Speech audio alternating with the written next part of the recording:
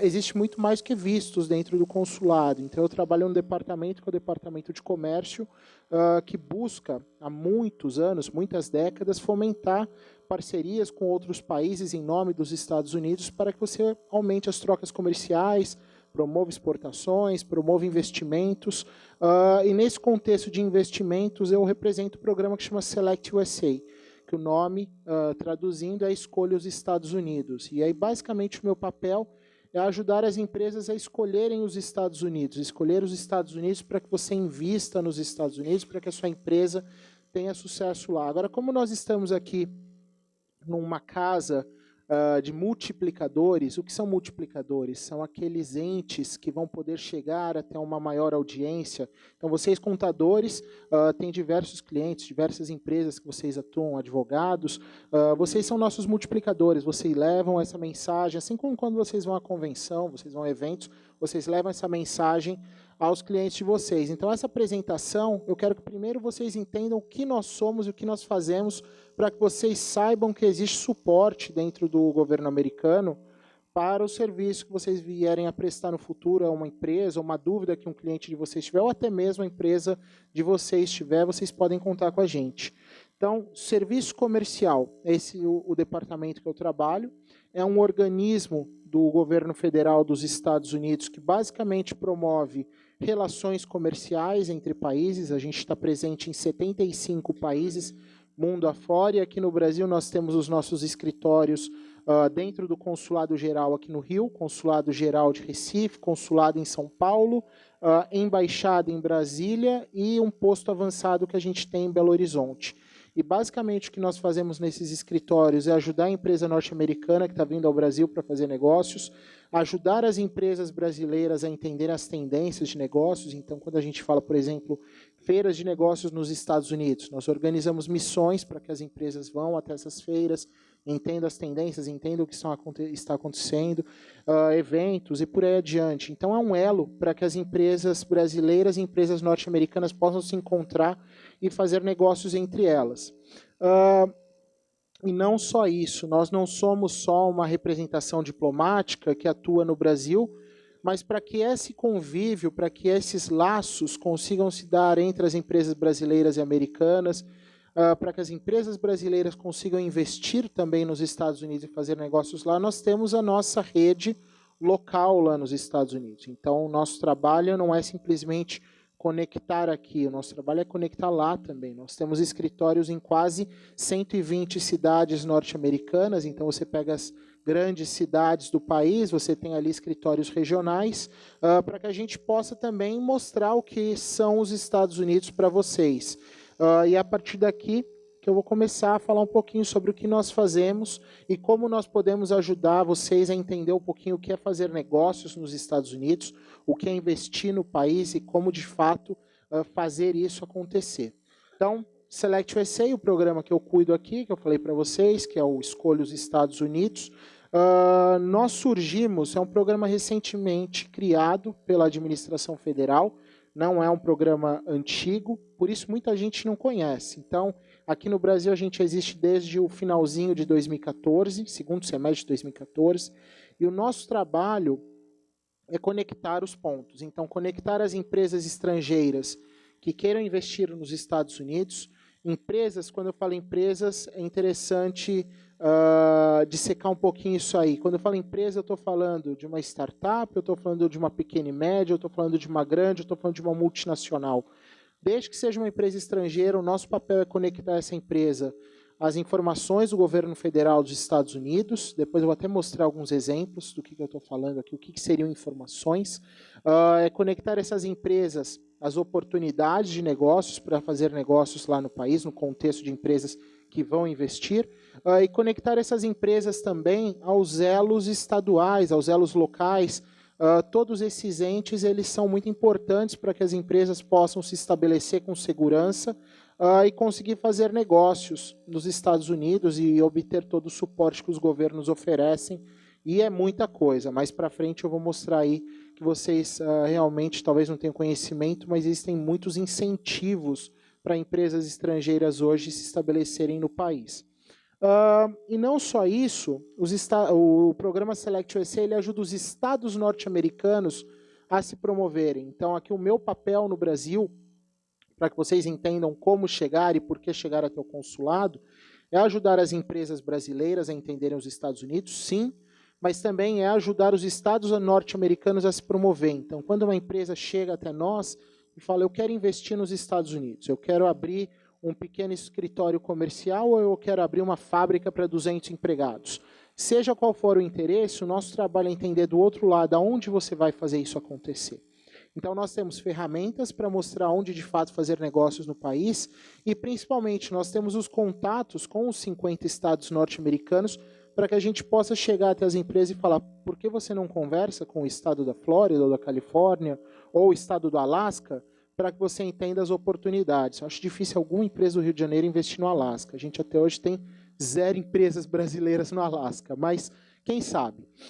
Mas esse é o nosso papel, é ajudar os estados a se promoverem. Então, educar os estados. Olha, o que esperar de uma empresa brasileira? Qual o estágio de maturidade? Como se vender para uma empresa brasileira? Quais são as necessidades? Então, é o meio de campo, é o governo federal fazendo o meio de campo para que todo mundo consiga se conversar e chegar a um denominador comum no contexto de investimento das empresas lá. E um ponto não está aqui nessa parte, deixa eu ver se está no próximo slide, um ponto importante, o Select USA hoje, ele funciona como um serviço de ombudsman do governo federal dos Estados Unidos. Então, seja você o proprietário de uma empresa, ou representando uma empresa que quer investir, ou até um dos multiplicadores que estão aqui hoje, se o teu cliente ou se a tua empresa quer investir nos Estados Unidos, mas tem encontrado uma dificuldade, por exemplo, não temos uma clareza quanto às regras para abrir um determinado tipo de negócio, ou temos dificuldade para obter um determinado tipo de visto para residência de um executivo, qualquer assunto que de fato dificulte o processo de investimento da sua empresa, o Select USA ele atua como um facilitador do fluxo de informações. Ele facilita para que a sua empresa tenha onde trazer essa reclamação. Então, olha, tem essa dificuldade. E conecta os outros elos governamentais dos Estados Unidos. Então, seja uma agência regulatória, seja um departamento de Estado, o nosso papel é sentar à mesa como o interlocutor das empresas estrangeiras para que o governo norte-americano melhore o ecossistema de fazer negócios. E aí é um ponto muito interessante. É um interlocutor do governo federal dos Estados Unidos, eu trabalho para o governo federal dos Estados Unidos, falando em nome de empresas estrangeiras. E aí mostra de maneira bastante clara os pilares de sustentação do programa Select USA. O grande pilar é tratar uma empresa estrangeira como nós trataríamos uma empresa local norte-americana, para que essa empresa tenha acesso a todas as facilidades do mercado norte-americano. Então, por isso, tenham na manga essa carta escondida, porque o Select USA foi criado exatamente para isso, para facilitar, para desburocratizar e ajudar as empresas brasileiras e estrangeiras de outros países a, de fato, entrarem nos Estados Unidos. Agora, o que é entrar nos Estados Unidos? Esse é um ponto muito interessante. Não é essa parte aqui, esse aqui é o serviço que a gente faz, mas como eu estou falando com multiplicadores, tem algumas empresas aqui sim, mas eu estou falando com os multiplicadores na sua grande maioria, nós trabalhamos no último estágio da cadeia de internacionalização. Então, internacionalização, que é um tema que está muito em voga hoje, muitos países têm falado disso. Eu acho que vocês falaram Portugal, que teve um evento recentemente. Portugal é um dos melhores destinos hoje em dia para empresas brasileiras e mais fáceis na Europa, né? Mas você tem Reino Unido muito ativo, Suíça, Holanda, Espanha em parte, a Canadá trabalhando muito. Agora, o que é internacionalizar? A gente fala muito em internacionalizar, internacionalizar. Internacionalizar não é só investir. Então, aquela empresa que começa a importar, que começa a exportar, ela já está se internacionalizando. É o primeiro estágio. Isso aí vai evoluindo. Então, você passa de um acordo entre empresas para um agente, você passa para um distribuidor, até que você chega ali em parcerias estratégicas. Você vai ter uma empresa produzindo para você, uma empresa vendendo sob licença para sua empresa, ou até a sua própria empresa investindo fora do país. É aí que o Select USA pode ajudar as empresas de vocês ou os clientes de vocês. Nós temos as informações para quem vai investir. André, mas eu tenho um cliente que quer exportar para os Estados Unidos. não é exatamente o nosso foco, mas nós temos informações abertas, gratuitas, que podem ajudar também. Então, preste atenção que algumas das ferramentas que eu vou mostrar hoje, elas são ferramentas que estão baseadas na internet. Os dados não requerem nenhum registro para vocês acessarem, mas são úteis também para empresas que querem só exportar. Mas o mais importante aqui é que vocês entendam se essa empresa vai além de exportar, vai realmente requerer uma operação nos Estados Unidos, a gente pode ajudar com informação. E aí só um ponto importante, vai ajudar só com informação. O que é informação? Né? Então nós vamos mostrar o caminho das pedras, nós vamos mostrar o passo a passo, mas eu ainda sou governo federal dos Estados Unidos, então eu não posso fazer nada pela empresa. Eu não vou poder montar um plano de negócios, mas eu posso te mostrar como montar um. Quais são os requerimentos que o governo americano vê com relação ao plano de negócios. Eu não vou poder fazer a abertura da empresa, mas eu vou poder te mostrar qual é o passo a passo. Então, quais são os processos. Eu não vou poder pedir um visto para um expatriado, mas a gente pode conversar e explicar como é que funciona isso. Então, tenho em mente como funciona essa ferramenta, e aqui eu falo da conexão com as agências federais e de fomento regional, isso aqui é muito importante. Estados Unidos, eles são 50 estados, que na verdade são quase 50 países. Quando a gente compara com o Brasil, cada um dos estados tem muita autonomia. E o nosso trabalho é ajudar as empresas e os clientes de vocês a entenderem como é que funcionam cada um desses 50 países. Abrir uma empresa é basicamente a mesma coisa em cada um dos estados. Tem ali algumas pequenas diferenças, mas gerir um negócio é completamente diferente. Se você abre uma empresa na Califórnia, às vezes a mesma modalidade de empresa que você abriu na Flórida, ela vai pagar impostos diferentes, ela vai ser tributada de maneira diferente. Então, nosso trabalho é explicar como é que isso tudo aqui funciona. E principalmente quais são as oportunidades. Uma coisa, lá na frente eu vou ter um slide que vai mostrar a pulverização das empresas brasileiras, onde que elas estão, quais estados elas não estão.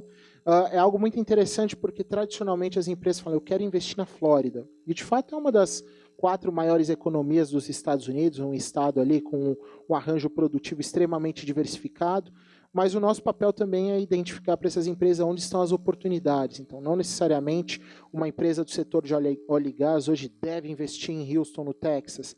Tem outras oportunidades surgindo. Assim como uma empresa focada em varejo, talvez ela não deva estar em Nova York, tem outros lugares. Então, esse é o nosso papel. E nós conseguimos fazer com que as empresas tenham esse conhecimento através dessa conexão com os estados norte-americanos e as agências regulatórias. Isso aqui eu mencionei um pouco antes para vocês, que é o serviço de ombudsman do Select USA. Então, nós vamos ouvir as reclamações, nós vamos ouvir as dificuldades. E aí aqui tem um monte de desenhinho, né, os logos, os departamentos. Isso aqui realmente acontece, gente. Então, a cada mais ou menos 45, agora, se eu não me engano, a última foi 50 dias, já deve estar para acontecer, mas 45, 50 dias, o Select USA pega todas as reclamações, e aí a gente não está discutindo casos. O governo norte-americano não discute caso a caso, mas ele discute situações. Então, olha, uma empresa brasileira teve dificuldade para vistos, por causa disso, disso, disso. Como a gente pode melhorar o processo de visto? Uma empresa japonesa teve dificuldade para obter uma certificação XYZ. Como é que a gente pode melhorar o processo de certificação? Então, isso aqui acontece na prática para que vocês tenham um ambiente mais seguro para investir no país. E quando eu falo segurança, Estados Unidos é o país mais seguro para se investir do mundo, aí vocês podem procurar guias depois. Há mais de 10 anos é o país que mais recebe investimento estrangeiro, não tem fuga de capitais, porque é um país que, de fato, os empresários têm previsibilidade para fazer negócio. Mas tem espaço para melhorar, sim. Então, nosso papel é ajudar a melhorar. E aí um ponto muito importante. Nosso trabalho é todo gratuito. O governo federal dos Estados Unidos não cobra um centavo para ajudar uma empresa estrangeira a investir no país ou para fazer um levantamento de como melhorar um ecossistema numa determinada questão. Mas a questão é muito importante porque quando a gente olha aqui, a gente está vendo, né, os valores investidos pelos países. Então, o Reino Unido é o maior investidor, o Brasil hoje é o 18º. Mas esse é o ponto. Todos esses países juntos hoje suportam quase 14 milhões de empregos no país. Então é muito importante. 14 milhões, inclusive, é um número bem interessante, porque é exatamente o número de desempregados que a gente tem no Brasil hoje. Então, a atração de investimento estrangeiro dos Estados Unidos suporta basicamente o número de desempregados que a gente tem no Brasil. Por isso é muito importante. 14 milhões de pessoas milhões de dólares exportados a partir do país, investimento em inovação pesadíssimo, e o mais interessante, isso aqui não é feito só por empresas gigantescas. Então, quando a gente olha Reino Unido, você vai ter grandes players. Quando você olha Suíça, você tem grandes farmacêuticas. Brasil, obviamente, tem ali o nome da WEG, Embraer, Tramontina como seus grandes representantes, mas nós estamos falando aí de pequenas empresas, assim como a gente tem no Brasil. 90% da economia dos Estados Unidos é feita por pequenas e médias empresas. Então, a gente tem muitas pequenas e médias empresas estrangeiras que estão investindo no país, investindo pouco, às vezes investe 10 mil dólares, a gente teve casos, 30 mil, 40 mil, 100 mil dólares, geram 1, 2, 3 postos de trabalho, mas para o governo isso tem um impacto muito grande, tem uma representatividade muito grande, e por isso é importante para nós prestar esse serviço para vocês. Aí aqui só alguns dados, tá? Quando a gente começa a falar em investimento nos Estados Unidos, eu já trabalhei para 3 governos antes. E era muito engraçado porque eram 3 governos que a gente tinha que vender o país e falar, invista na Suíça, porque a Suíça é um país fantástico no contexto de negócios, fantástico no contexto de inovação. Reino Unido, muito parecido. Os Estados Unidos têm uma procura muito grande automática, é reativo o nosso trabalho.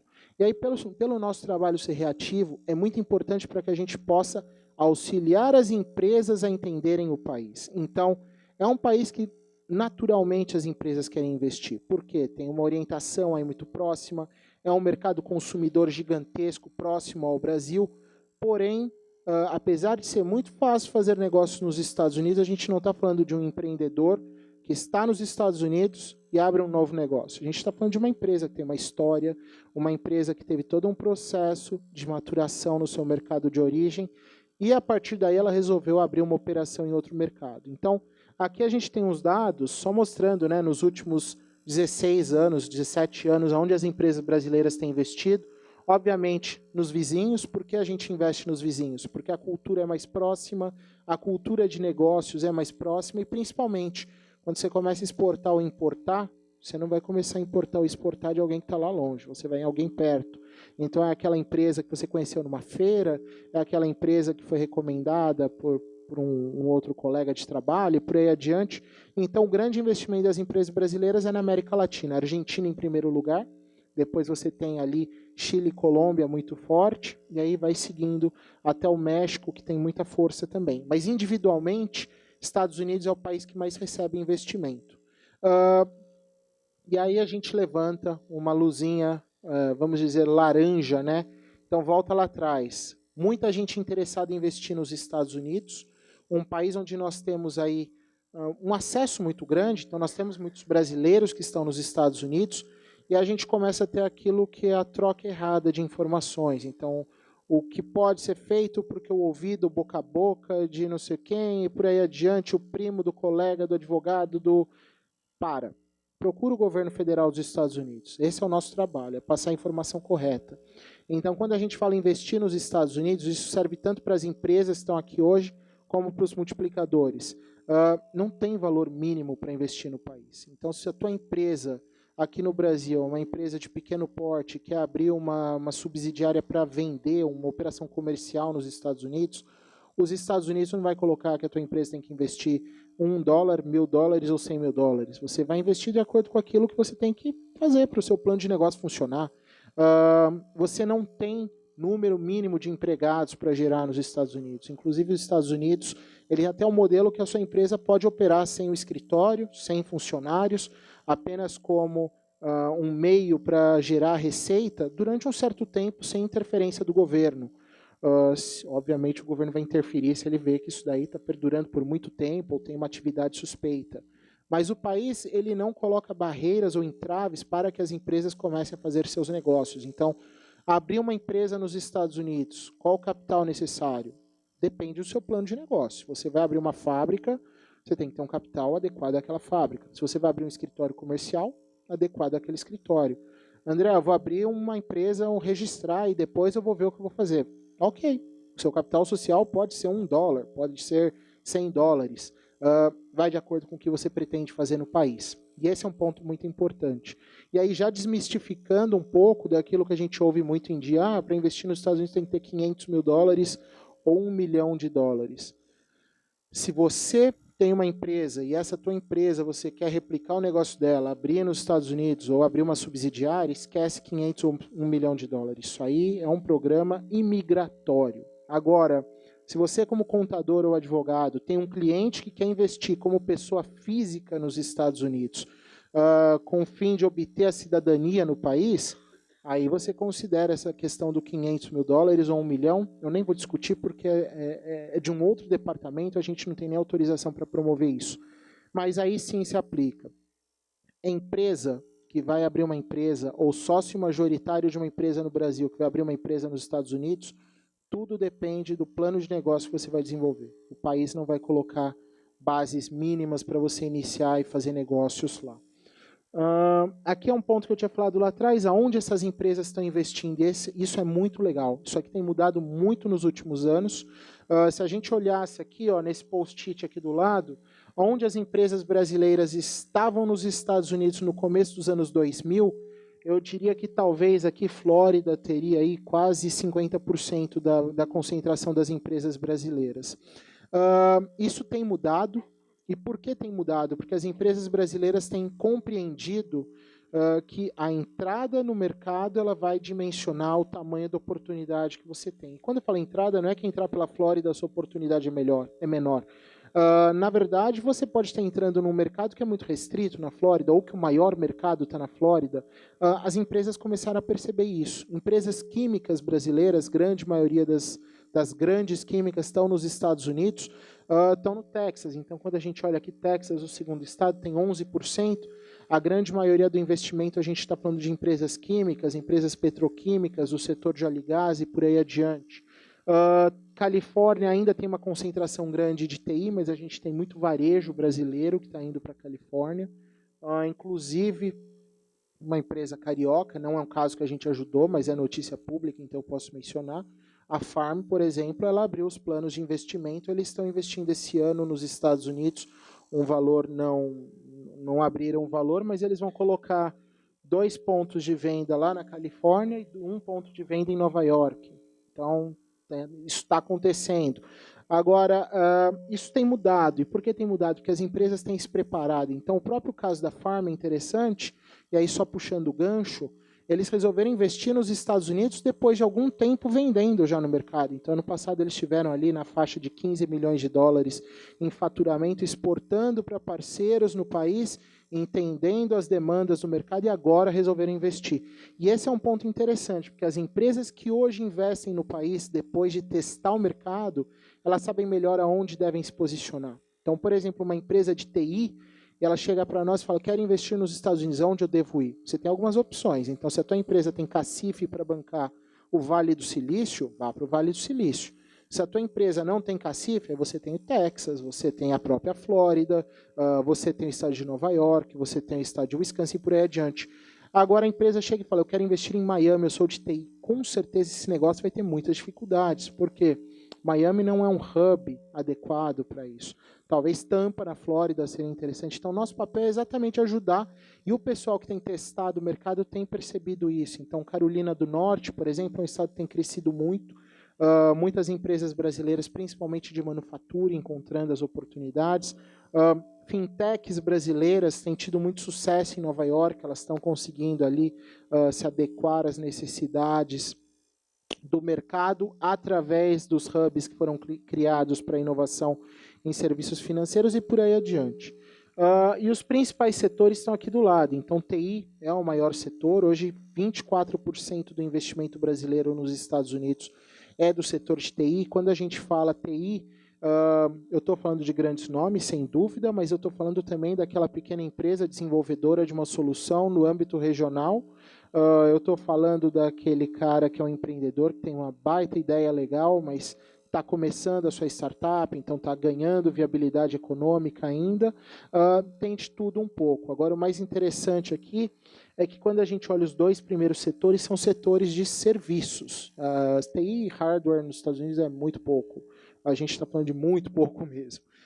Mas a gente está falando aqui de serviços. E por que serviço? Porque serviço é muito mais fácil adaptar a realidade do mercado do que produto. Então, produto você tem todo um processo de adaptação à cultura, à demanda do mercado e que leva tempo. Você está lidando ali, se não for com o consumidor final, é um consumidor intermediário que tem as suas necessidades já bastante apuradas. O setor de serviço é mais fácil, você senta com o teu cliente e discute ali no dia a dia como que aquilo tem que ser adaptado para servir as necessidades deles. Então, só um outro ponto para vocês, se a tua empresa ou se o cliente de vocês chegar, saibam que uma empresa de serviço ela pode estar pronta para começar, de fato, ter resultados aparecendo no mercado dos Estados Unidos em até um ano. Uma empresa de produto vai levar mais tempo. E aí a gente vê isso acontecer em 24 a 36 meses. Então é bom ter isso em mente, que é um mercado diferente do nosso também. Nada é imediato. Os retornos nos Estados Unidos, eles não são imediatos. É um mercado que tem um potencial gigantesco, mas margens muito menores do que as margens do Brasil. E principalmente uma concorrência muito grande. Então, você tem que estar ligado nesses aspectos que podem, de fato, fazer um plano de negócios dar muito certo ou dar muito errado. E a gente vê as duas coisas acontecendo o tempo todo. Aqui eu vou deixar uma dica. A gente lançou esse guia no começo do ano. Depois da apresentação vocês vão receber, tem o link para clicar, mas tem o site aqui embaixo. Essa publicação fala o passo a passo para abrir uma empresa nos Estados Unidos. Eu vou ser muito honesto. Abrir uma empresa é muito fácil. Então, se alguém pegar o celular e entrar aí numa junta estadual, a gente abre uma empresa até o final dessa palestra e, dependendo do estado, até o final da noite ela já está operando nos Estados Unidos.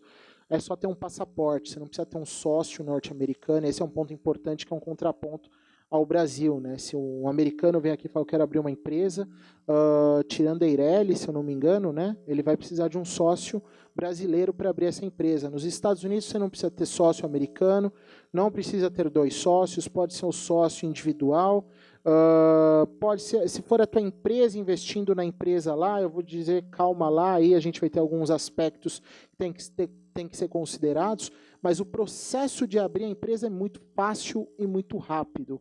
O que é muito importante é segurar a vontade, fazer as empresas se prepararem antes dessa etapa. Por quê? Então vamos lá, tem algumas questões que têm que ser analisadas. Vou abrir o meu negócio nos Estados Unidos. Primeiro ponto, você tem que olhar onde você vai abrir. Então ali você tem 50 estados que têm tributações das mais diversas. Eu ouvi dizer que Delaware é o estado que tem a tributação mais favorável. De fato, quando a gente olha no famoso by the book, que é você pegar a lista oficial que está lá, é o estado que tem a tributação mais favorável.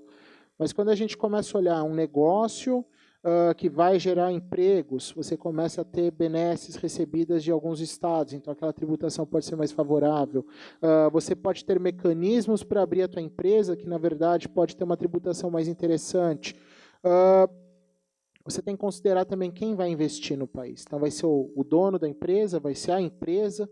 Isso pode ter um impacto, seja na pessoa física pagando imposto aqui, ou seja na tua empresa, na maneira como ela apura os impostos no Brasil. Então, tem algumas questões antes do processo de abertura que são muito importantes e a gente discute aqui nesse guia. Muito técnico, mas falado de uma maneira para que todo mundo possa ler e entender. Então, os colegas aqui contadores, os colegas advogados, vão entender o que está escrito ali, vão entender o caminho das pedras, mas também aquele dono de empresa que quiser dar uma lida e entender como é que abre uma empresa, vai estar aqui.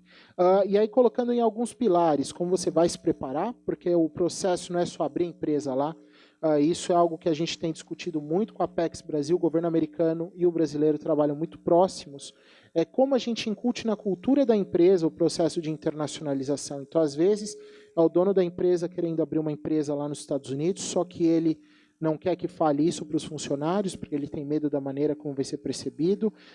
Ele não quer que os outros diretores saibam, porque ele pode temer alguma situação.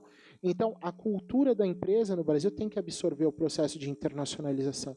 Os benefícios são gigantescos, e aí eu estou falando de uma maneira generalista, não estou falando só Estados Unidos. Os benefícios são gigantescos para toda operação no Brasil. A maneira como a gente começa a ganhar competitividade, a maneira como a gente começa a olhar os processos de uma maneira mais prática. Então, é muito importante a gente pensar tudo isso antes da abertura. E está aqui nesse guia, depois vocês podem fazer o download, é gratuito, pede ali um e-mail e teu nome para fazer download, então não tem muitas dificuldades, mas vale a pena dar uma lida depois. Eu deixo meu contato aqui, agora isso aqui vai voltar, então calma, tem meu e-mail aqui. Eu queria mostrar para vocês algumas ferramentas que a gente tem, e aí trabalhando para o governo americano, eu descobri que o governo americano é excelente em juntar dados, então se uma empresa chegar até vocês e falar, poxa, eu quero investir nos Estados Unidos e eu queria entender como é que funciona a importação de um produto determinado, então cadeiras da cor Bordeaux. Os Estados Unidos, por incrível que pareça, vai ter essa estatística em algum lugar. Então, isso daí vai existir lá nas ferramentas do governo, etc.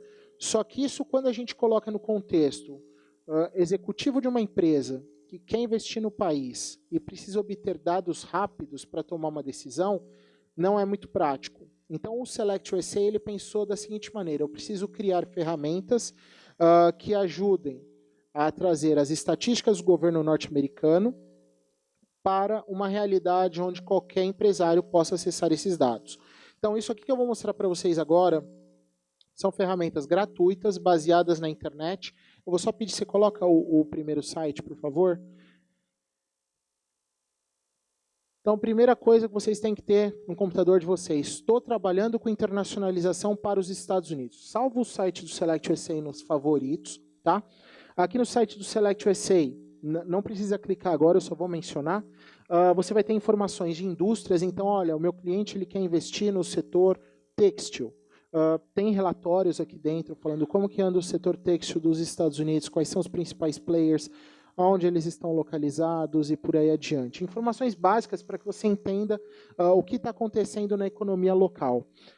Você tem, aí obviamente, as questões mais internas, então, o que é o FDI, né? O que é o investimento estrangeiro direto? Aqui no Brasil a gente fala o IED. Então, como é que eu vou trabalhar isso? Como é que eu vou explicar? Como é que eu vou incutir na cultura? Agora, o mais importante são os recursos. Então, na aba de Resources, que são os recursos do programa, a gente tem, não precisa clicar agora, eu só vou mencionar o nome. Então, estatísticas, isso aqui é muito legal, é uma ferramenta online, ela é atualizada praticamente todo mês, com dados do governo americano, que ela te mostra o que está acontecendo, onde está vindo investimento, quantos setores estão investindo nos Estados Unidos, um determinado setor, quando investe, quantos empregos gera, e por aí adiante, regiões. Então, é muito interessante para que a empresa comece a entender aonde ela está brincando. E quando eu falo brincando, a empresa tem que entender que, ao mesmo tempo que uma empresa brasileira está investindo, tem uma coreana, tem uma chinesa, tem uma argentina. Então, dá uma ideia, uma sensação de como, de fato,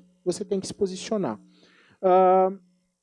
Esse primeiro ponto, conexão com os entes locais. Então, só para vocês terem referência, a empresa, de fato, tem uma ideia fixa, quer investir na Flórida, ou quer investir em Nova York, ou quer investir no Texas. Esses contatos estão aqui, todos à disposição, para que vocês possam, de fato, interagir e entender, e principalmente os sites de cada um deles. Então, quando você entra no site de Nova York vai ter muito claro quais são as prioridades do Estado. Então, eu sou uma empresa que fabrica artigos para festa. Será que o Estado de Nova York tem interesse para isso? Entra lá. Lá você vai saber. Então, eles colocam quais são as prioridades. Eu sou uma empresa do setor de óleo e gás. Será que o Texas, que é uma empresa de óleo e gás? Então, isso tem lá dentro. Agora, o que eu queria mostrar primeiro para vocês, clica aqui para mim em programas e incentivos, por favor.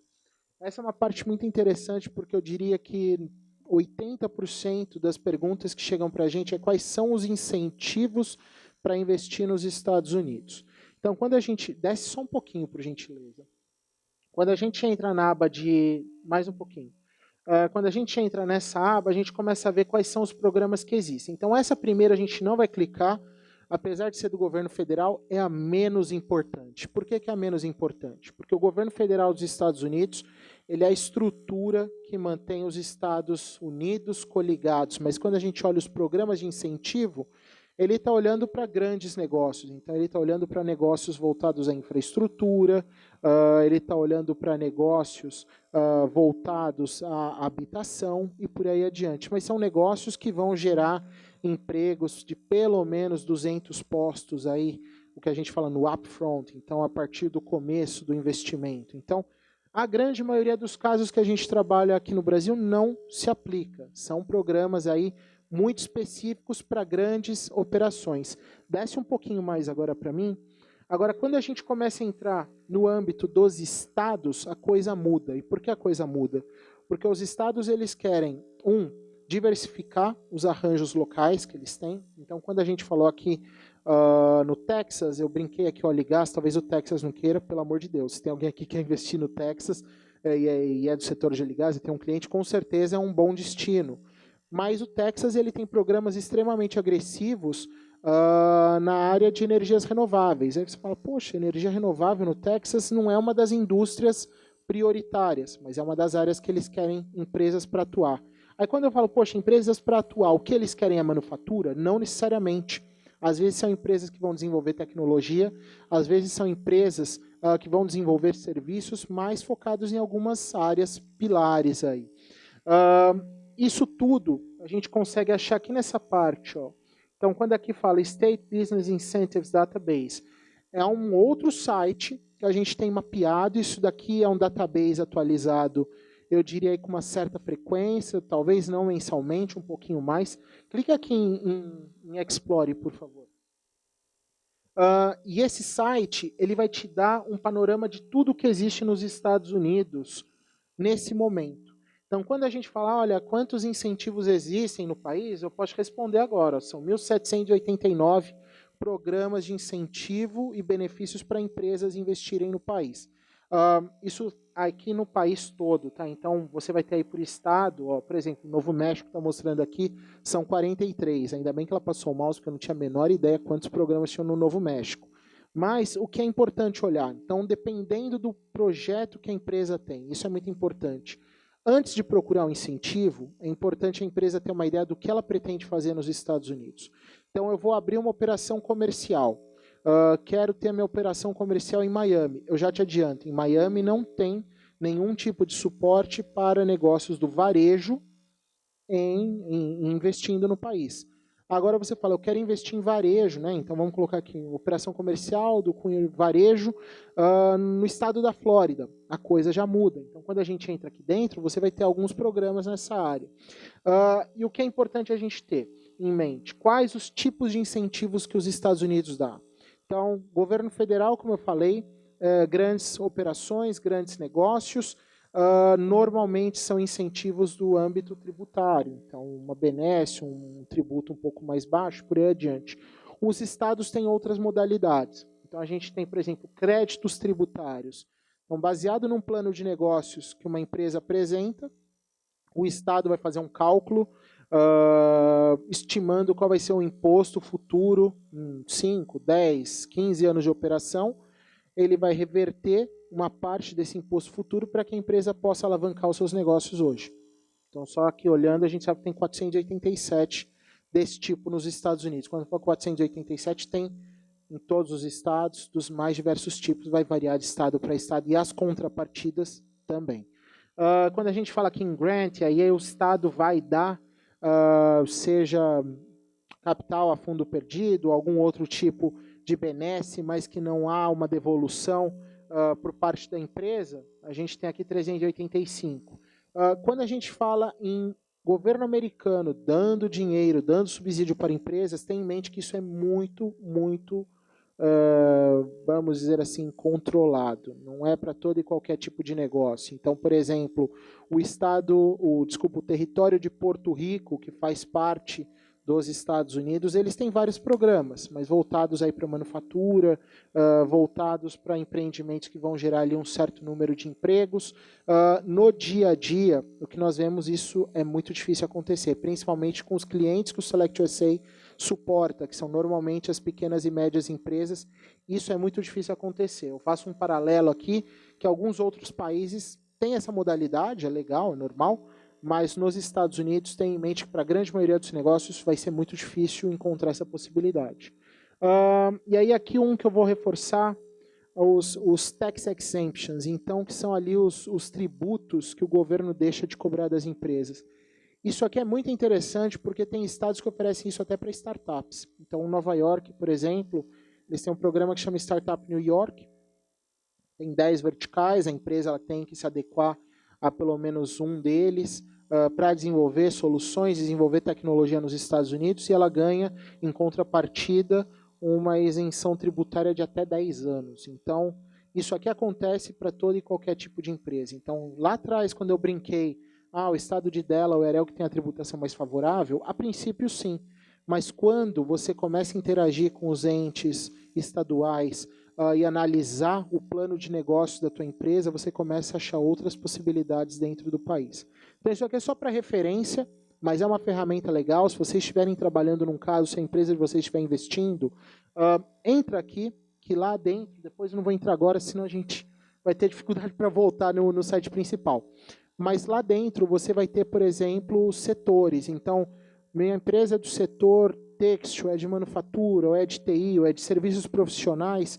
Quais são os incentivos? Ele te dá em todos os estados o que existe para que você possa comparar, e as contrapartidas também. Então, ele abre ali uma página de PDF e explica qual o incentivo que o estado vai dar, quais são os requerimentos e quais são as contrapartidas da empresa a longo prazo para receber isso. E os contatos, se você falar, olha, isso aqui se aplica para mim, tem o contato do estado com quem você tem que falar para ir atrás e descobrir isso. Então, isso tudo que eu estou falando vem antes do processo de abertura da empresa. Antes da gente registrar a empresa nos Estados Unidos, é importante a gente olhar isso, porque isso pode transformar a maneira como o seu plano de negócios vai ser desenvolvido e como a atuação da sua empresa vai ser desenvolvida.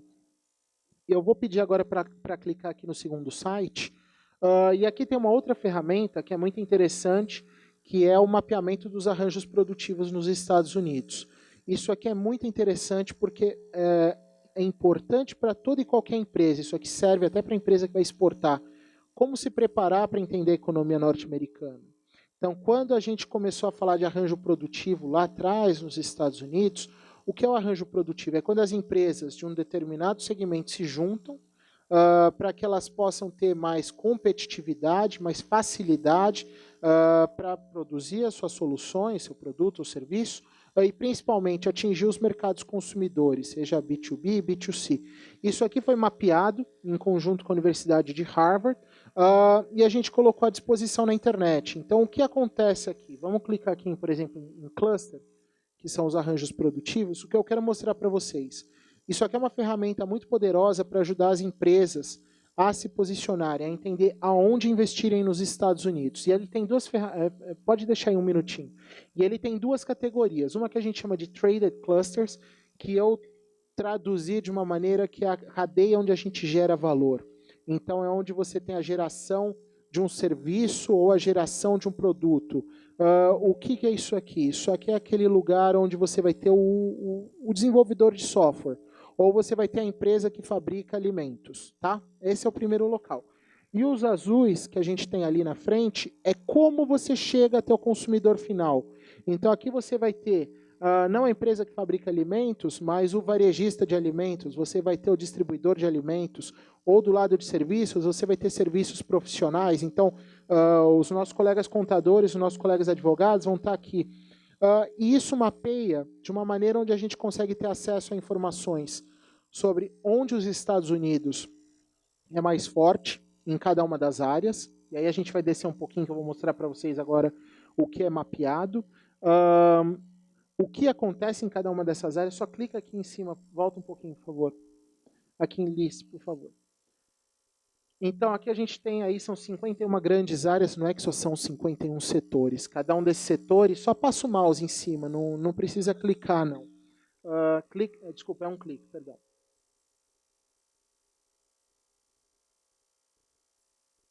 Isso. Então, cada uma das 51 áreas, você vai ter aí alguns segmentos dentro delas. Então, ali a gente clicou em biofarmacêuticos, você vai ter produtos biológicos, vai ter substâncias para diagnóstico. Cada uma dessas áreas vão ter os seus subsetores. E aí pode clicar em qualquer um deles, não tem preferência, não. Desses aqui, dos 15 aqui. Quando você entra nessa ferramenta, o que você vai ter acesso? Primeiro, vamos descer um pouquinho aqui, espera que está carregando. Ele abre esse mapa dos Estados Unidos, e aí o que vai acontecer aqui dentro? A mágica vem agora. Você começa a ter indicadores para que você tenha acesso Aonde estão as empresas concentradas nos Estados Unidos? Então, olha, eu tenho uma empresa que fabrica alimentos. Se eu entrar aqui nessa ferramenta, eu já vou saber onde eu devo e onde eu não devo investir. Eu tenho uma empresa que quer, de fato, escolher a localização dentro do cluster que paga os salários mais baixos. Então, eu quero contratar empregados, mas eu quero pagar os salários mais baixos. Tem esses indicadores aqui. E aí você consegue fazer uma sobreposição de indicadores para que, ao final, você consegue fazer o download. Não precisa descer para não sair do mapa, mas aqui embaixo tem uma parte que você pede o download em Excel. E ele te dá um resultado onde você consegue, através de dados, definir onde é o melhor local para a sua empresa investir nos Estados Unidos. Então, tudo isso aqui está acontecendo antes da empresa abrir. Eu defino onde eu vou investir, eu defino onde tem mão de obra. Esse aqui, por exemplo, ele é um dado que mostra para a gente onde tem mão de obra especializada, onde tem mão de obra disponível. Desculpa. E com isso a gente consegue ir definindo antes de abrir a empresa, antes da empresa tomar o primeiro passo. Isso tudo é importante pelo seguinte motivo. Vou contar para vocês um exemplo. Quando eu comecei a trabalhar no Select USA, lá no finalzinho de 2014, começo de 2015, que foi quando o programa veio para o Brasil, apesar dele ter surgido em 2013 na prática, ele demorou um pouquinho para chegar aqui. Eu conheci um empresário lá de Belo Horizonte, num evento, tal como esse aqui que a gente está fazendo, e ele contou para mim que ele tinha uma empresa nos Estados Unidos há 15 anos, que ele tinha aberto essa empresa, só que ele abriu no lugar errado. E aí, por falta de informação, ele, ao invés de obter uma licença para operar em outro estado, ele foi lá e abriu uma outra empresa nos Estados Unidos. E aí essa outra empresa estava mais perto. Era uma empresa de distribuição, ele tinha que estar aqui perto de Nova Jersey para trabalhar com os clientes dele, por aí adiante. E ele foi abrindo várias empresas até chegar nos clientes dele, nos fornecedores dele. Só que isso tudo ele foi fazendo sem suporte, sem informação, até o dia que ele começou a receber a conta para pagar isso, né? A tributação disso tudo que ele abriu, o impacto que tinha na operação do Brasil. Mais importante, quando ele percebeu que o negócio dos Estados Unidos estava crescendo, e aí demorou um tempo, ele falou que o negócio começou a crescer quando ele já tinha quase 12 anos a primeira empresa, ele falou, poxa, agora eu preciso ir para lá. E aí ele descobriu que ele não era elegível para obter um visto para ir para os Estados Unidos, exatamente porque ele tinha cometido vários erros ali no processo de gerenciamento das empresas. Então, quando eu falo aqui, vamos utilizar essas ferramentas, vamos entender o país, nessa daqui eu falei o salário, mas você tem todos os aspectos. Então, dentro dela, depois você consegue chegar até em variáveis onde te mostram qual o ticket médio de um determinado condado para um determinado setor e produto. Então, é bem específico. Utilizem esses dados para que vocês possam, dentro das suas empresas, e das empresas dos clientes de vocês, prepararem eles antes de ir para o país. E aí, lá naquele guia que eu falei para vocês fazerem o download, tem as informações de como abrir a empresa. É muito prático, como eu falei aqui, é um passaporte e um site, mas tem todo um processo de preparação para isso. Eu não sei se as colegas hoje vão falar dessa questão tributária, mas é uma questão muito importante, porque Brasil e Estados Unidos são dois países completamente diferentes. Primeiro, não existe bitributação, a não ser que a gente faça coisa errada. Mas é importante que as nossas empresas e os nossos clientes possam se preparar para evitarem todos esses tipos de problemas. Eu acho que a gente vai ter perguntas e respostas no final, mas se tiver 2 minutos, dá para responder uma? Só no final, então, não vai dar tempo agora. Mas eu agradeço, vocês têm o meu contato, naquela apresentação vai ser mandada para vocês depois. Qualquer tipo de dúvida que a empresa tiver com relação a investir nos Estados Unidos, procura o consulado. Aqui no Rio de Janeiro tem meu colega Patrick. Patrick, só levanta a mão. Patrick trabalha no setor comercial aqui no Rio, então nós estamos à disposição de vocês. Obrigado. Eu sou carioca, mas já estou em Miami, nos Estados Unidos há 12 anos, em Miami há 4 anos. Enfim, a gente vai falar um pouquinho sobre a abertura da empresa, os passos, como preparar, planejamento tributário, a importância do planejamento tributário, e depois a Milena vai falar um pouquinho sobre a importância do transfer pricing, quando a gente tem operação com os dois países.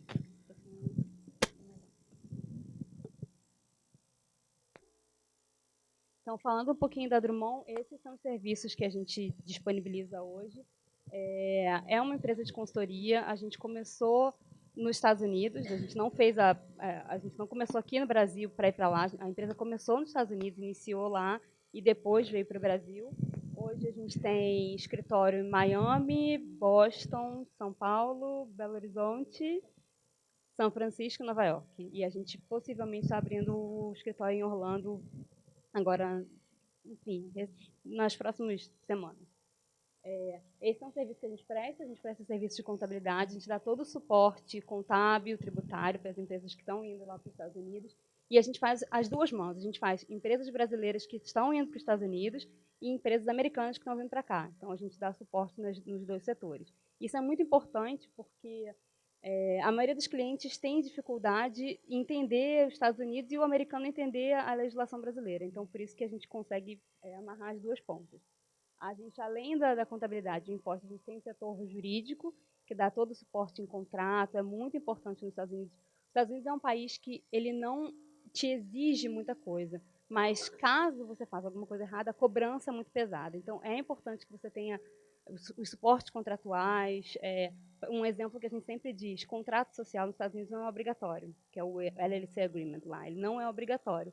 Então, muito brasileiro que vai para lá fala, mas, igual o André falou, me disseram que não precisa de contrato social. Realmente, você não precisa, o governo não vai te exigir. Mas é importante que você tenha para suporte da empresa, para suporte fiscal, para suporte contábil, para eventuais enfim, problemas futuros, é importante que você tenha o contrato social. Então, o nosso setor jurídico dá assessoria e o serviço de consultoria a gente utiliza hoje mais para empresas americanas que estão vindo para cá, que querem comprar empresas brasileiras, e aí tem toda a parte de due diligence, de análise da documentação, de como que está essa empresa, como está a saúde da empresa, e aí é onde vai entrar o serviço de consultoria. O serviço da Ventures, enfim, eu vou pular, porque é um serviço um pouco mais específico, a gente não vai tratar hoje aqui. Então, essa parte do planejamento do negócio, eu vou passar bem rapidinho, porque é muito do que o André falou.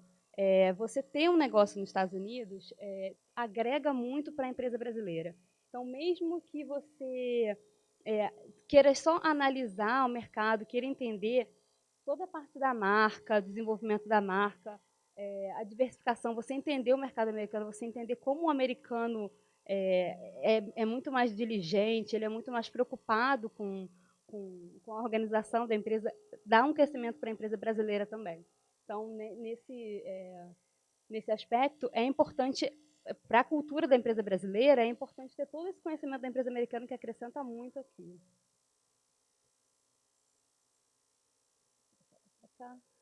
E aqui eu vou falar um pouquinho sobre o início da empresa nos Estados Unidos. Muita gente inicia analisando o mercado. Então, não necessariamente você precisa... eu tenho um negócio e eu quero iniciar nos Estados Unidos. Eu não preciso estar lá fisicamente. Eu posso começar a fazer pesquisas remotas. Eu posso ir com visto B1, B2, que não é um visto ainda de imigrante. Então, muita gente vai para fazer pesquisa de mercado, passa um tempo nos Estados Unidos. E o que você precisa se preocupar é que quando você passa esse tempo nos Estados Unidos fazendo essa pesquisa, essa análise de mercado, é muito importante você cuidar dessa questão da residência fiscal. Nos Estados Unidos, se você passar esse período de mais de 183 dias, e aí eu vou falar um pouquinho como é que é a conta, você passa a ser residente fiscal americano. Então, essa é uma preocupação, porque a tributação nos Estados Unidos ela é completamente diferente da tributação no Brasil, e você pode, sem saber, se tornar um residente fiscal americano. Então, como que é feita essa conta?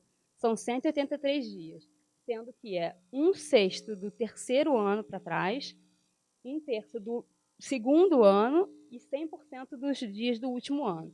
Então, se o somatório desses dias ultrapassar 183 dias, você passou a se tornar um residente fiscal americano. A gente tem muito caso que aparece para a gente de empresário que, mas eu estava de férias, eu estava desenvolvendo um negócio, eu estava... Não importa, você estava nos Estados Unidos, está contando os dias, ele vai ver pelo carimbo lá do seu passaporte, está contando os dias, você virou residente fiscal americano. E aí você tem a obrigação de fazer imposto de renda local e a tributação você vai pagar diferente. O maior peso dessa tributação é sobre dividendos. No Brasil, hoje, você não paga imposto sobre a distribuição de dividendos, nos Estados Unidos você paga. Então, o empresário que está recebendo dividendos aqui, descobriu 3 anos depois que ele virou residente fiscal americano, vai ter um peso muito grande, porque ele vai ser tributado pelo dividendos que ele era isento aqui, ele vai ser tributado lá nos Estados Unidos. E acontece muito de cliente ligar para a gente, está entrando nos Estados Unidos para viajar com a família para a Disney e para na imigração, porque tem uma dívida que ele nem sabia. Então, isso é muito importante essa conta. A gente tem cliente que conta os dias no Excel. Ele anda com uma planilhazinha, tem a planilha dele lá contando os dias que ele para não virar residente fiscal. Ah, vou virar residente fiscal dia 13 de dezembro. Tá bom, volto para o Brasil, passo o meu ano novo, Natal com a família, e depois eu volto para não virar residente fiscal. Tem gente que passa a vida contando esses dias para não... A contagem começa, ela encerra no final do ano. Então, vamos supor que você esteja no 4º ano.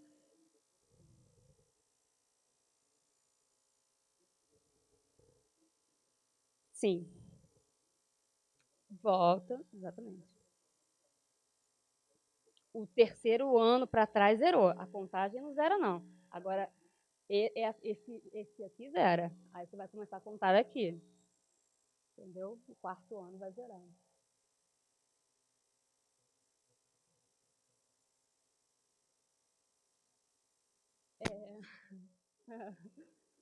No final, a gente vai abrir para perguntas e respostas, e aí a gente pode tirar qualquer eventual dúvida que tenha sobre isso. Como o André falou, as licenças, elas são muito importantes, e elas variam muito de estado para estado. Então, assim, a abertura da empresa, ela é simples, mas você tem que, antes de iniciar qualquer operação, verificar as licenças locais. Então, no exemplo do André, na Califórnia, você vai abrir uma empresa na Califórnia, você pode não ter uma determinada licença, quando você for abrir esse mesmo business na Flórida, você não ter essa licença. Então, a licença é muito importante para o início do negócio. Deixa eu falar um pouquinho sobre o Register Agent. No Brasil, eu não sei se a gente tem a figura do agente registrador. Acho que não, né? Não. Nos Estados Unidos, toda empresa que for abrir nos Estados Unidos, ela precisa ter um agente registrador. Qual o papel desse agente registrador? Ele vai receber ele vai ser o ponto de contato dos órgãos federais e estaduais para a empresa. Então, vamos supor que você vai abrir uma empresa na Flórida, você pode ter um agente registrador, que vai ser a sua empresa ou uma pessoa física, mas tem que ter um endereço local. Que aí qualquer eventualidade que o Estado ou o governo federal queira entrar em contato com você, ele vai entrar em contato através do endereço do seu agente registrador. Então, toda empresa precisa ter. E aqui falando já, decidi, escolhi onde vai ser o Estado, determinei quais são as licenças necessárias para a abertura da minha empresa. Agora, decidi, vou abrir minha empresa. É muito importante o planejamento tributário. Por quê? Dependendo, não existe uma regra. Então, dependendo do que você vai, do objetivo final do investidor, você precisa analisar. É melhor eu investir em uma empresa brasileira? É melhor que esse lucro volte para a empresa brasileira? Eu vou para os Estados Unidos como pessoa física? É melhor que o lucro venha para a pessoa física? Então, o planejamento tributário vai analisar diversos cenários para determinar qual vai ser o melhor cenário, qual vai ser a melhor estrutura para a minha empresa. Vai ser abrir uma corporação? Vai ser abrir uma LLC? Depois eu vou falar um pouquinho sobre corporação e LLC, que são estruturas que pode abrir de abertura de empresa. Só um minutinho.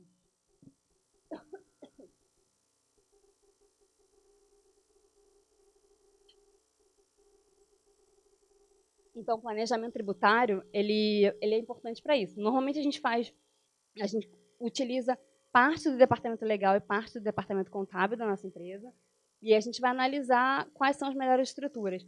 Eu quero reinvestir. Talvez, então, seja melhor abrir na pessoa física. Então, o planejamento tributário vai determinar isso de acordo com a necessidade de cada um, de acordo com a necessidade do investidor.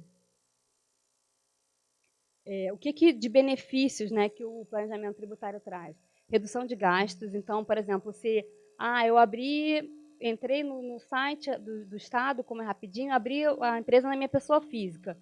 talvez, futuramente, daqui a 1 ano, eu vou descobrir que se eu distribuísse esses dividendos para minha empresa brasileira, fosse melhor para mim. Então, o planejamento tributário ele já vai te antecipar isso. E aí, caso você queira fazer uma alteração da pessoa física para a pessoa jurídica no futuro, os impactos podem ser muito maiores. Então, é importante o planejamento tributário para você definir qual vai ser a melhor estrutura, qual vai ser o cenário mais vantajoso para a empresa, onde você vai ter uma redução de gastos, né?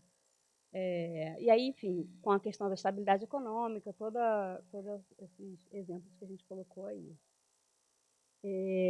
Estruturação das empresas. Então, nos Estados Unidos, você tem duas modalidades. Você pode abrir ou uma corporação ou uma LLC. A LLC, antes disso, eu vou falar um pouquinho da filial. A filial, vamos supor que eu tenho uma empresa aqui no Brasil e eu estou interessado em fazer negócio nos Estados Unidos. Nesse primeiro momento, eu não tenho necessidade de abrir uma empresa. Eu posso ir e ter uma filial nos Estados Unidos. Eu faço um registro como uma filial e começo a inicie negócio nos Estados Unidos. Por quê? Qual a vantagem disso? Você pode pagar fornecedores, você pode abrir conta de banco, mas você não tem uma nova pessoa jurídica. Você não abre uma empresa, você não tem uma nova entidade com um IAN, que é o equivalente ao CNPJ. Na questão da filial, é importante pela agilidade. Eu tenho um projeto que eu quero iniciar amanhã nos Estados Unidos. Você abre uma filial, bem rapidinho, você abre a filial, e você já consegue pagar fornecedores e começa a fazer o negócio nos Estados Unidos. A desvantagem disso é que você está expondo a sua empresa brasileira. Então, a filial, quando você abre ela nos Estados Unidos, você passa a ter que fazer um imposto de renda lá nos Estados Unidos. Só que você faz o imposto de renda da sua empresa brasileira e não da nova entidade que foi aberta. Isso expõe a operação brasileira, porque você está expondo a possíveis liabilities que vão vir dos Estados Unidos. Então, é importante analisar isso. No início, muita gente abre como filial, que é para ter agilidade, mas é importante analisar as desvantagens aí quando a operação começar realmente a acelerar. E aí já vem a subsidiária. A subsidiária é quando você abre, quando você tem uma nova pessoa jurídica. Você tem o IAN, você tem o registro da empresa nos Estados Unidos. A vantagem é que você não expõe a empresa brasileira. Abrir uma nova empresa totalmente diferente, separada, limitada lá nos Estados Unidos. Ela não vai atingir nada que nenhum eventual problema vem para a empresa brasileira. Você protege, né? Você tem a proteção patrimonial dos ativos da empresa brasileira. Nos Estados Unidos, uma curiosidade, diferente do Brasil, a empresa não tem uma limitação, uma restrição das atividades, desde que não tenha necessidade, exigência de licença local. Então, eu abri uma empresa hoje, a Carolina LLC. Essa empresa ela pode prestar serviço, enfim, de implementação de software, e eu posso vender móveis de escritório, entendeu? Ela não tem a necessidade de registro específico para a atividade, desde que não tenha necessidade de licença específica. O que tem pouco nos Estados Unidos, as empresas precisam ter registro de licença, né? A não ser que seja bem específico, farmacêutico. Falando um pouquinho da LLC. A LLC é a estrutura mais simples e rápida de montar. A LLC ela pode ter um ou mais sócios. Quando ela tem um sócio só, ela é considerada uma empresa... ela é considerada uma empresa... Gente, desculpa, porque às vezes o português falha. Já estou há 15 anos lá. Ela é uma empresa... ela é uma empresa desvinculada. Então, tudo vem para o sócio da empresa. Ela é uma desvinculada, né? Então, a empresa, ela existe, tem uma entidade, tem o CNPJ próprio, mas tudo vem para o sócio. Mas você pode ter uma LLC com um ou mais sócios. A responsabilidade dos sócios é limitada ao capital que eu coloquei na empresa, desde que não tenha fraude, nada disso, ela é limitada ao capital da empresa. E a LLC, ela pode escolher o regime de tributação. Então, quando a LLC ela é formada, ela automaticamente, o imposto dela, ela passa para a pessoa física. Então, Então, a empresa tem que entregar, tem a obrigatoriedade de entregar o imposto de renda, mas quem paga o imposto é a pessoa física dos sócios. Essa na estrutura automática, né? Quando a empresa é formada, naturalmente ela é formada dessa forma. Mas existe a possibilidade de você eleger a empresa para ser tributada como uma corporação. Na corporação, na LLC, por exemplo, se você não eleger para ser corporação, o imposto, você tem que pagar imposto sobre dividendos todo ano. Então, você não paga só quando você distribui. Então, quando a empresa tem lucro, passa para a pessoa física e a pessoa física é obrigada a pagar o imposto, independente dela distribuir ou não. Porém, quando tiver a distribuição, você não tem pagamento de imposto, ele já foi pago no início. No regime de corporação, quando você elege para ser tributado como corporação, você não tem necessidade de pagar o imposto, quer dizer, você paga o imposto só quando você faz a distribuição de dividendos. Então, no início, você não tem obrigatoriedade de pagar, quando você faz a distribuição de dividendos, aí o sócio paga o imposto de renda. Essa é a estrutura de corporação. Na corporação, ela também tem um número ilimitado de sócios, e é equivalente aqui no Brasil à SA. Ela é tributada similar ao lucro real, então você paga o imposto sobre o lucro líquido. Aliás, nos Estados Unidos é sempre imposto sobre o lucro líquido, tá? Não tem nada parecido com o lucro presumido, é sempre do lucro real. E a responsabilidade dos sócios, isso é importante, ela varia de acordo com o percentual das ações da empresa. Então, se o sócio tem 5% das ações, a responsabilidade dele está limitada a esse percentual.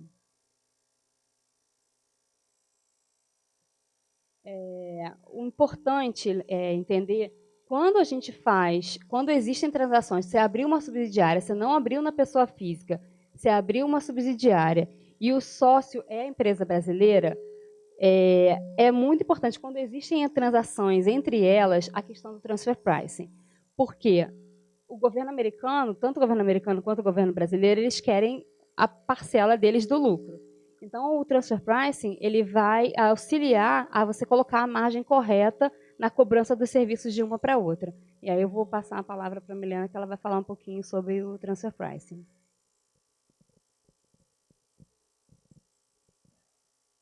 Boa tarde, pessoal. Desculpa a voz, estou um pouquinho gripada.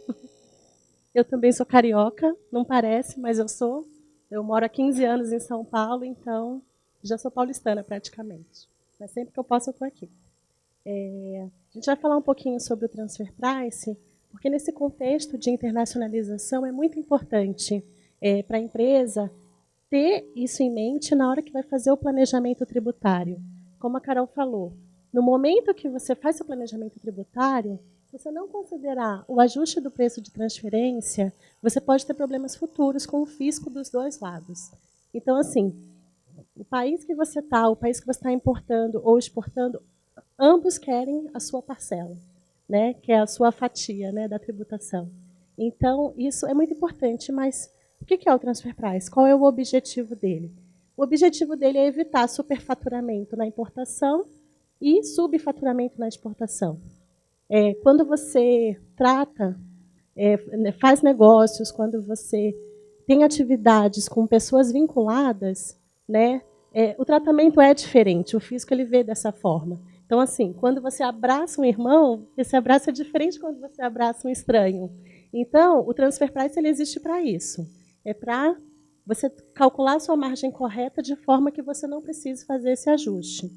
Então, a gente vai passar um pouquinho, claro que o transfer price tem assunto para uma semana, mas a gente vai passar bem rápido pelos principais pontos, os principais aspectos, o conceito, e a gente vai deixar o contato aí depois também, se vocês ficarem com alguma dúvida, tá bom? Porque o tema é muito extenso.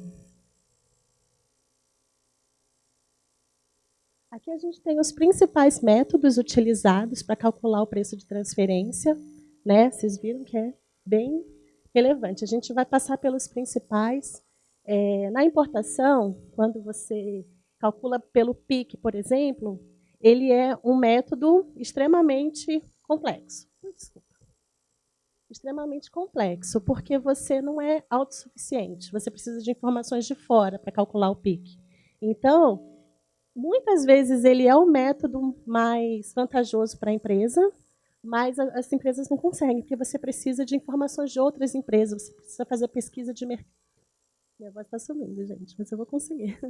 Você precisa fazer pesquisa de mercado, você precisa de amostras de vendas de outras empresas, e isso muitas vezes a empresa não vai fornecer, né? Tá bom, eu sou Avon, vou ligar lá na Natura e falar, Natura, e aí, quanto que foi aí o seu produto? Ela nunca vai me passar isso, entendeu? Então, assim, é muito difícil você conseguir informações para calcular pelo PIC.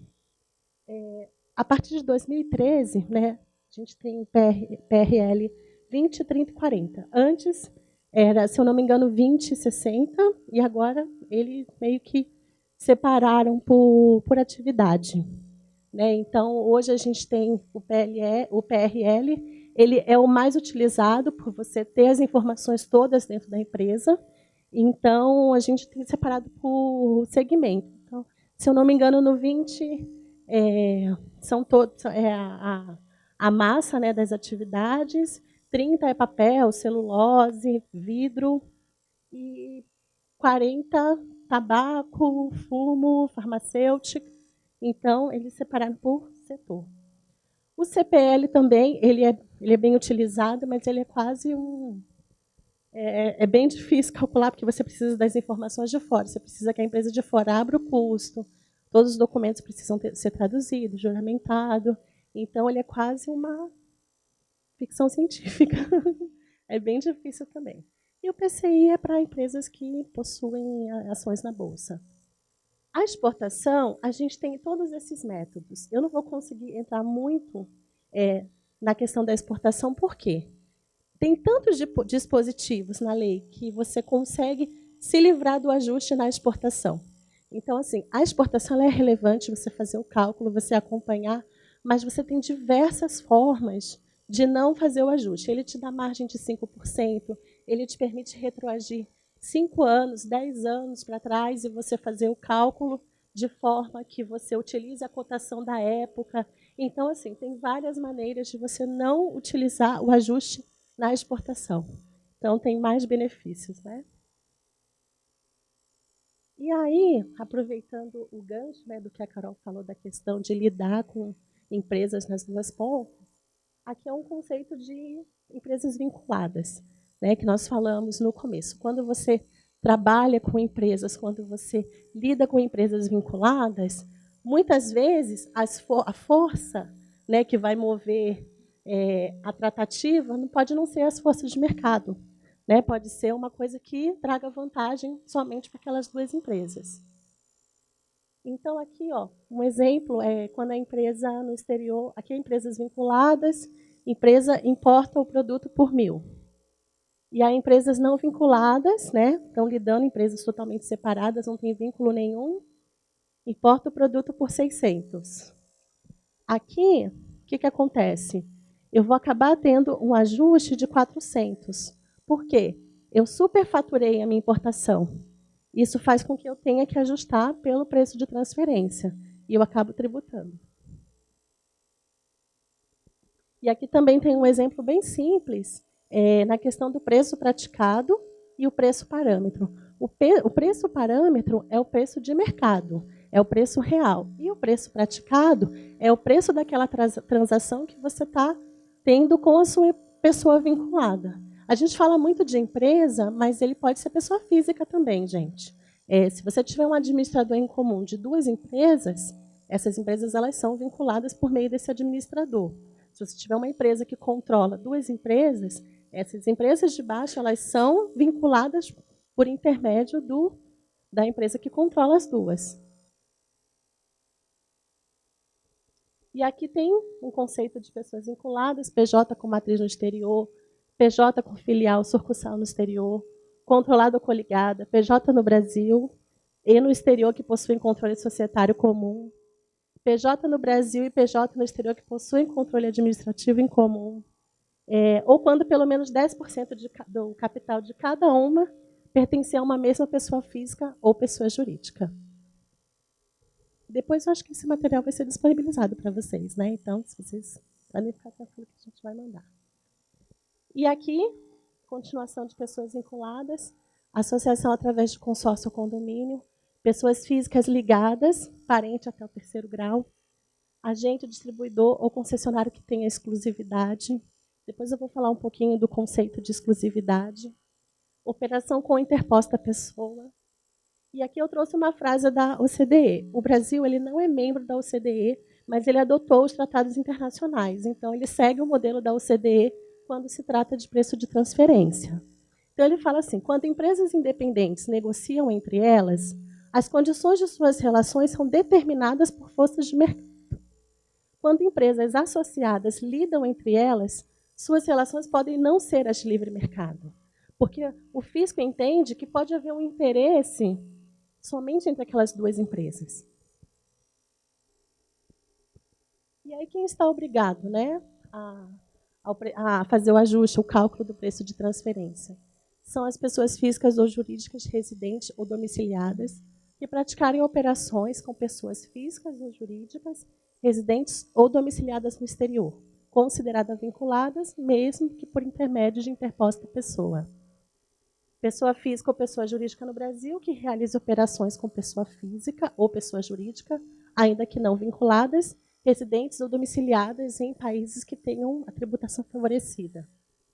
Pessoa física ou pessoa jurídica residentes ou domiciliadas no Brasil, que realiza operações com pessoas físicas e jurídicas residentes ou domiciliadas em países com legislação interna que oponha sigilo relativo à composição societária.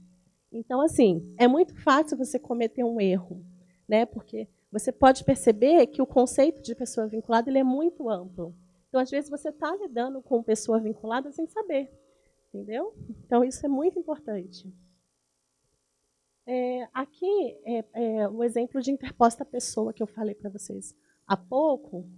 Se você notar, você tem a pessoa vinculada à companhia A no exterior vinculada a B e a companhia B vinculada a A. A C pode estar no Brasil ou exterior e não ser vinculada em nenhuma das duas. Mas, se ela fizer operação com as duas, elas são vinculadas. Então, é por quê? Porque você tem a interposta pessoa. Entendeu? Você não está operando entre A e B, ou A e C, mas se uma delas fizer operação com as duas, elas se tornam vinculadas. E aqui o conceito de exclusividade, né? Ela pode ser dada por meio de contrato, por meio de operações comerciais relacionadas a um tipo de bem ou serviço, que seja efetuado exclusivamente entre aquelas duas pessoas. Então, você não é vinculada, a sua empresa é a sua empresa, a minha empresa é a minha empresa, mas a gente sempre faz as mesmas operações. Então, a gente acaba se tornando vinculada por conta da exclusividade. Você só fornece aquilo para mim, eu só compro aquilo de você. O que acontece? Somos vinculadas por meio da exclusividade.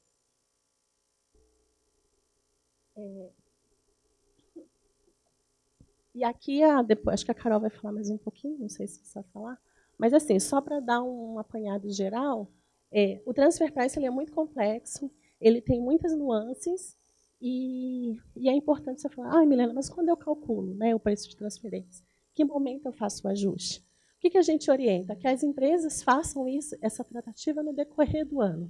Utilize os métodos, veja qual que é o mais vantajoso, veja qual que você tem documentos que suporte, se um fisco pedir uma memória de cálculo, pedir um documento que comprove aqueles valores. Então, você tem até o final do ano, né? No final do ano é que você vai decidir qual o método. Mas isso não impede de você fazer o acompanhamento durante o ano. E assim, de forma que você consiga chegar no método mais vantajoso para a sua empresa. Então, isso é muito importante.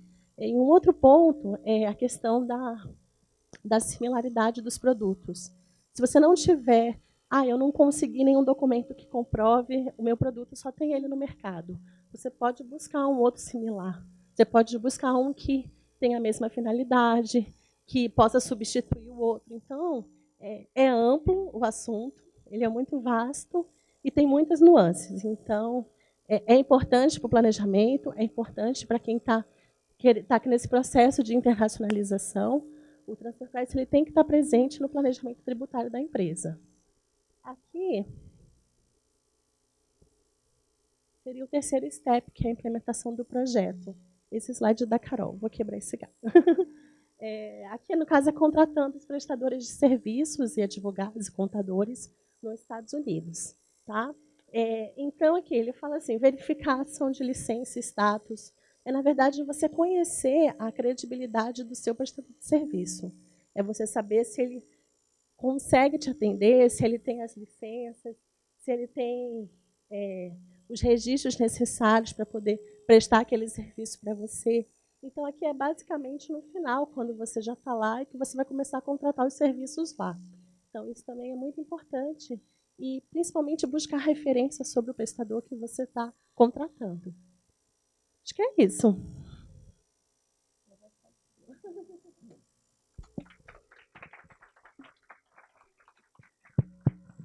Bom, vamos abrir então para perguntas. Alguém tem alguma dúvida? Vou convidar então o André para vir aqui na frente também. Milena, Carol, vocês poderiam ficar aqui também. Alguém tem alguma dúvida, pessoal?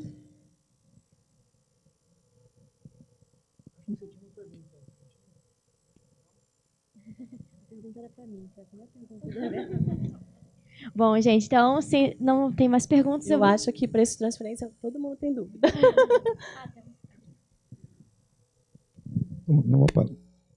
Perdão, agora a garganta minha que falhou, né? Numa palestra sobre imposto de renda, a informação dada é que quem tivesse empresa nos Estados Unidos, ele poderia ser tributado, se ele fosse residente no Brasil, pelos bens que ele teria adquirido na América. Procede?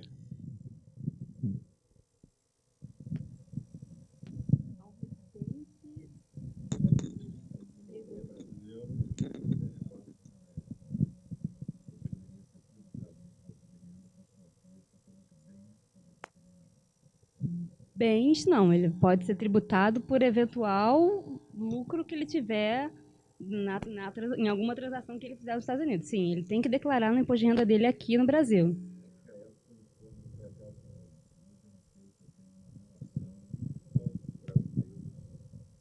Empresários que têm investimentos ou imóveis na América. Isso deu um bug em algumas pessoas que eu presto assessoria. Provavelmente isso deve ter sido a declaração de capital no exterior. Não, declaração de capital, CBE. Mas aí não seria declaração de capital, seria aquisição de bens imóveis. Não. Quando você tem investimentos no exterior, você tem uma obrigação acessória no Brasil chamada CBE. Ela é anual e você precisa informar esses bens nessa declaração. É muito fácil cruzar as informações e se você colocar uma informação que não é a correta, o fisco com certeza vai te achar.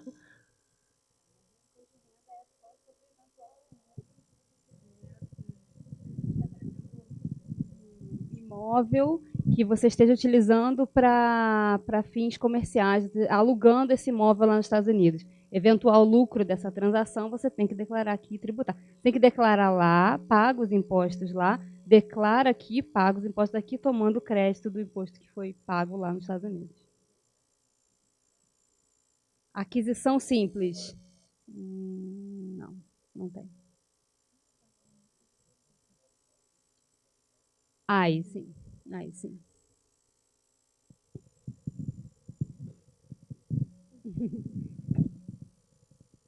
Oi, numa dessas feiras de moda que a gente está aqui como moda, né?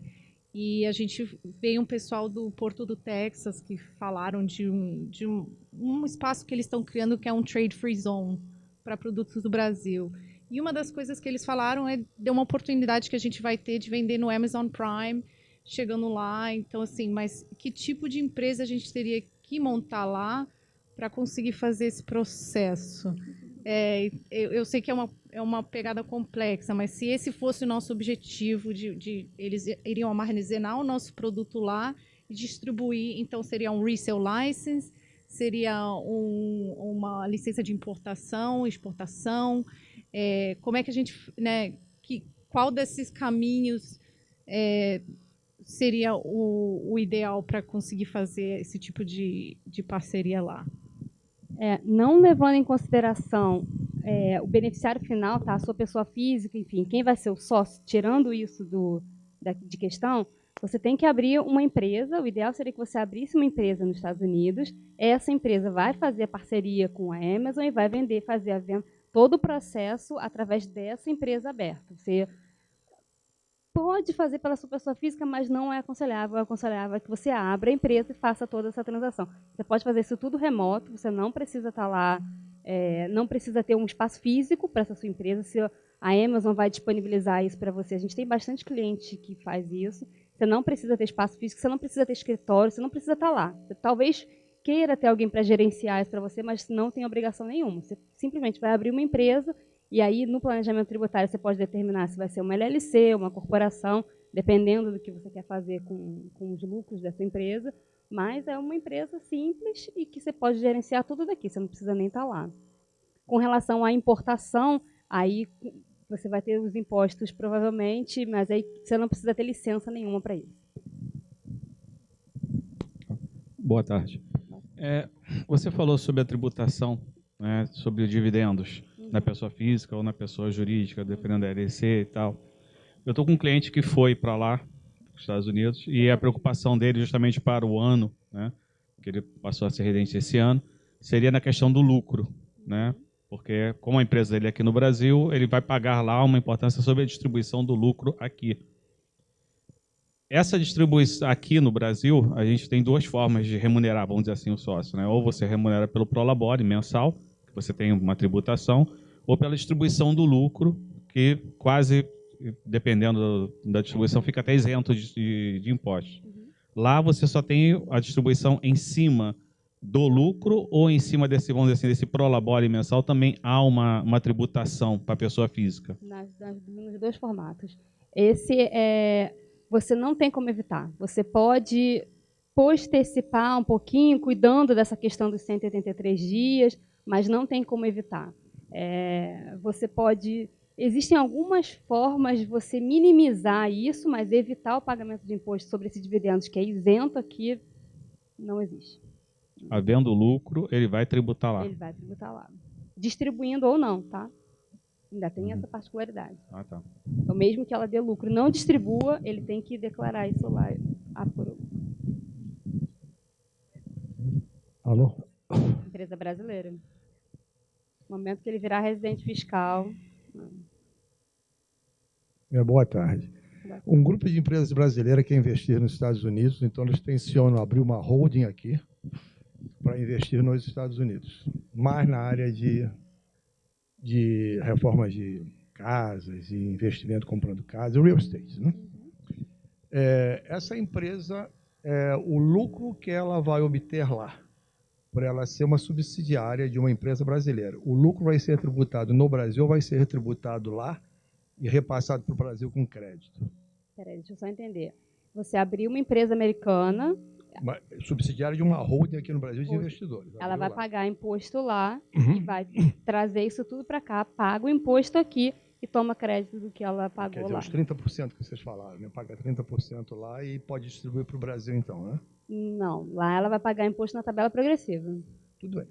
Mas esse lucro pode voltar para o Brasil. Ele vem para o sócio principal, que seria uma holding brasileira. Sim, e ele toma o crédito do imposto que ele pagou lá. Se essa empresa pega um gerente, manda para os Estados Unidos para gerenciar todas as coisas nos Estados Unidos, obviamente,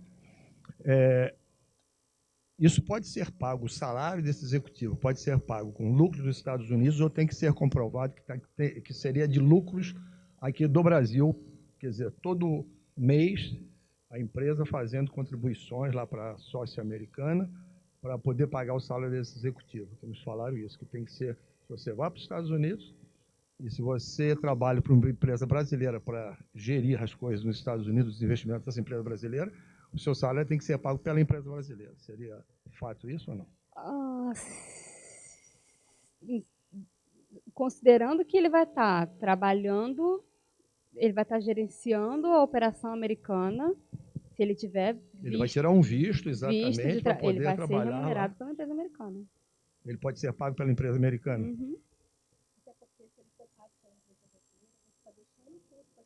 Uhum.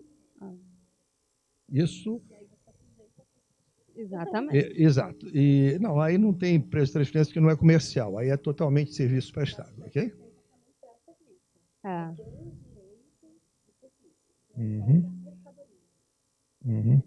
E se for pessoa física, se a pessoa for trabalhar lá para criar uma empresa lá, sem ser vinculada a uma empresa brasileira, criar uma empresa lá, ele é pessoa física, ele teria a opção de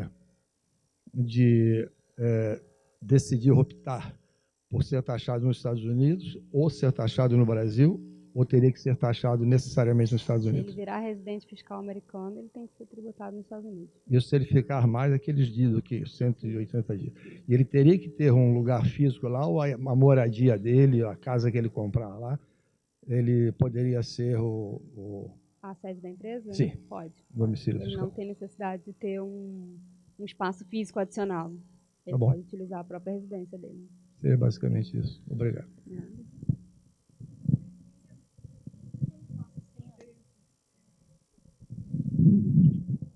De preço de transferência, você fala como uma punição, mas você está sujeito. Mas no planejamento tributário, essa operação, muitas vezes, ela traz benefícios para o Brasil, né? Sim, na verdade, Tem como falar um pouquinho mais? uma vez que você utiliza a margem correta, você não está sujeito ao ajuste. Você é obrigado a fazer o cálculo para demonstrar isso para uma possível fiscalização. Mas o preço de transferência, ele tem o objetivo de fazer com que você que você negocie com pessoas vinculadas utilizando a força de mercado. Ou seja, que em momento nenhum você se beneficie de estar lidando com uma pessoa vinculada para, por exemplo, deixar o seu lucro em outro país que a tributação seja mais vantajosa. Então, na verdade, não é uma punição, é só uma forma do fisco evitar que pessoas vinculadas não utilizem a força do mercado para fazer negociação. Inclusive, muitas empresas utilizam a questão do preço de transferência para trazer o lucro para o Brasil com uma tributação menor. Então, por exemplo, você tem, no caso dela, que vai abrir a empresa lá nos Estados Unidos, ela não vai estar fisicamente na empresa de moda, ela está aqui no Brasil gerenciando, ela tem que remunerar ou a pessoa física ou a pessoa jurídica aqui no Brasil. Então, ela não precisa, ela pode colocar isso como custo lá na empresa americana e trazer isso para cá com uma tributação menor, porque ela vai reduzir a base de cálculo dela do imposto de renda, e ela não manda como dividendo, ela vai mandar como prestação de serviço. Com certeza. Então, é uma forma de você mandar dinheiro para cá com algum impacto menor. Oi. Você falou sobre o percentual de tributação, que ele é variável, ele é um progressivo. Uhum. Pode ir de quanto a quanto? Pessoa física de até 35,7. A tabela acabou de mudar agora. Era de 0 a 39,6. Agora, com essa reforma do Trump, ela mudou, acho que é 35,7. E para pessoa jurídica, 21% hoje. Ela também acabou de mudar recentemente, era de 0 a 39,6 e agora está 21%. Esse foi a grande alteração dessa última reforma do Trump. Ela está limitada até 2025, 2027, 2025. Então, pode mudar. E é só sobre o lucro ou sobre... Sobre o lucro líquido.